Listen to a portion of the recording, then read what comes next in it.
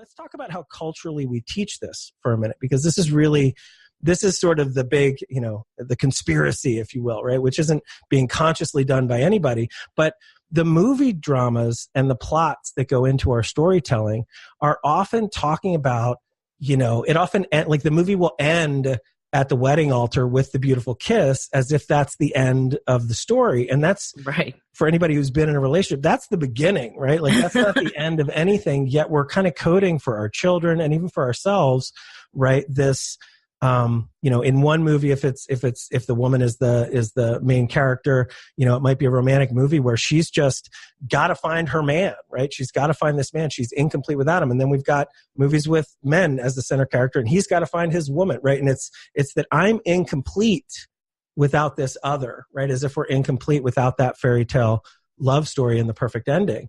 And then there's this stereotypical mother who's going out there like, when will you settle down and get married? Right now, that's not how my mom is. I'm sure there's, most moms may or may not be like that, but there's a stereotypical idea of a mom who's just like waiting. Now we do want our kids to be happy, and we think that comes in family. We want them to procreate, maybe have kids, whatever that is, right?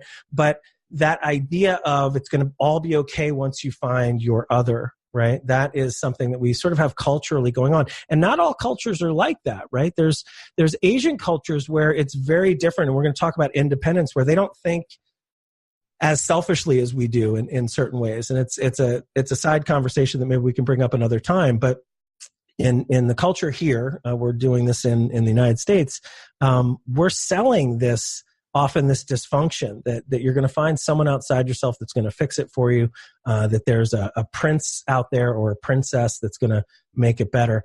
And so we end up with this challenge of, completing ourselves with love. And one thing that I like to say that's kind of funny, if you were to do a movie about enlightened people, it wouldn't be much of a movie because there'd be no drama, there'd be less problems. It would just be like, everything's okay, right? Like we're fine here and there's no challenge. And so in the story archetype of, situation, challenge, resolution, right? We're telling those stories over and over and over again. And I love these stories too. They're fun, but we should be aware that they're fantasy, they're telling a story, and it's not necessarily the healthiest way to approach things.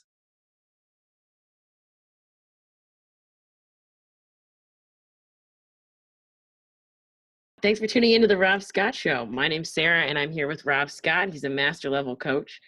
And we're here to we got to start this again. Cut.